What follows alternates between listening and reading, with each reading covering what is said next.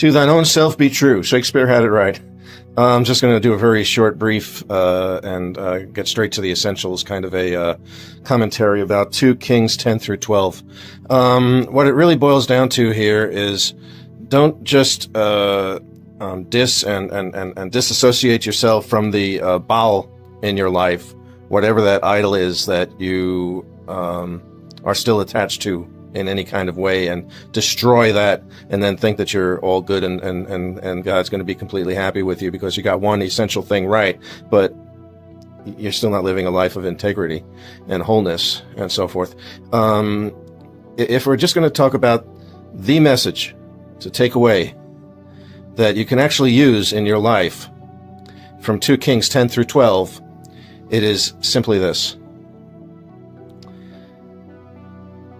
If we're going to say that we have turned our lives over to Jesus and that it is not us but through Him that we are living, then that has to be in all aspects of our life.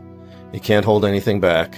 You can't say, I surrender all, but not this little pet sin over here, this little thing that makes my life so enriched that I just can't even imagine not having that as part of my life.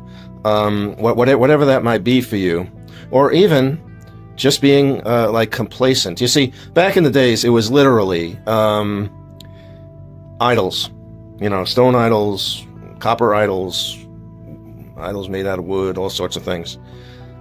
And people would construct those things to worship these other gods as a sort of a portal. Now we don't need all those things. We have artificial intelligence. Elon himself said in 2014 that the development of AI was like wrestling with demons. So there are so many distractions. There are so many, don't forget, Satan could not have offered the world to Jesus if he didn't own it. He could have been deceiving, he could have been lying, but Jesus knew that he wasn't. He just quoted Deuteronomy, the word of the Lord, in response, saying not to worship anyone except for the Lord thy God. And again, that is the essential message.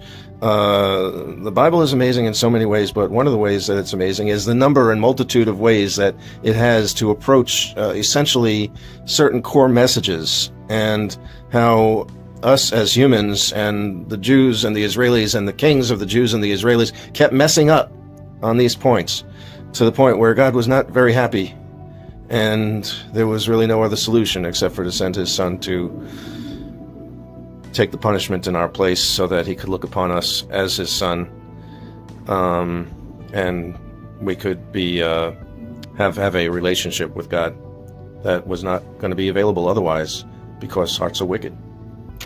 So I don't know what else I could say that would really be of benefit. I could mention Jehu and the trap that he set for all of the followers of Baal, but then he continued to live an inconsistent life where he was still following other idols and so forth. It's beneficial. It's beneficial, but we don't have to do that right here, right now. You can go and read it, and I would certainly recommend that. But keep these things in mind. Like, what is it that is the takeaway here? What is the Lord trying to tell us?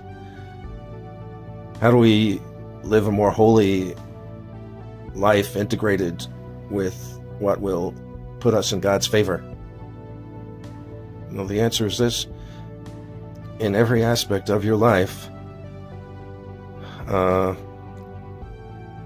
be putting the Lord first. Put the Lord first. First it's God, then family, then country.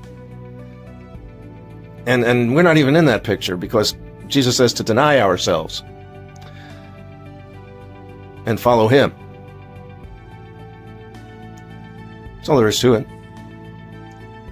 I'd like to say that it's that easy, but it ain't easy.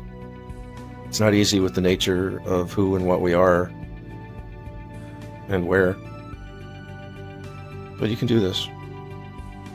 And we can all do a better job of putting a sincere effort in that direction. And that's why I benefit. And don't do what I do also, you know? No, you don't know. I'm going to tell you, though. My sense of humor gets the better of me. And to a certain degree, it's not even something that I feel that I have control over sometimes, because sometimes I'm not even trying, but people can't really make up whether I'm being serious or whether I'm joking.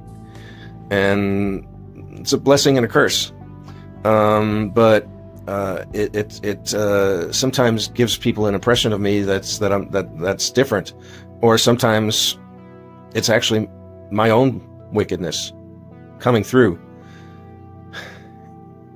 when I don't even realize it at all, and I'm really just trying to have a good fellowship, but I can end up saying something that's offensive or something like that, which is why it's really good, maybe not necessary for everybody, but I tend to apologize a lot more than other people do.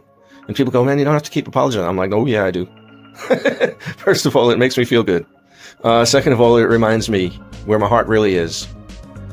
And what my intentions really are.